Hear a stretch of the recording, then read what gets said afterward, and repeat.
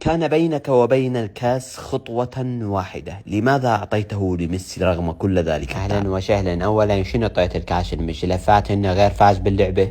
ثانيا خلي ببالكم ترى ميسي لو ما ماخذ الكاس يبكي بكي يسوي سيول بالدوحة. زين انا قلت شو اسوي له؟ والله انقهرت عليه، لقيته بالملعب يفتر ويبكي كان دوش مزروف. قلت له ايش مال اخوي انت؟ قال عباس عليك وانا هذا اخر كاس لي ومدري شني، ورد اخذ الكاس ابيعه صفر بعد ما عد راتب. قلت له عم انت ما تستحي على نفسك؟ احنا جايين نلعب، انت تريد تعتزل، انا شنو اعطيك هذا الكاس؟ قال ما ادري شنو وابداع امك النوب لازمني منيدي ويسولف وياي. قلت له عم انت لازمني منيدي ويسولف وياي؟ قلت له انا صاحبتي لا تقضي لا استغرب. قلت له عم انا رجال بيا جفاف، اذا تلزم مرتي انا حضنك دهدني. المهم انه بخبر انت قام مع شهرين دقت على الشيخ مالته، قال عم والله هذا احنا حتى فصل ما نلم له.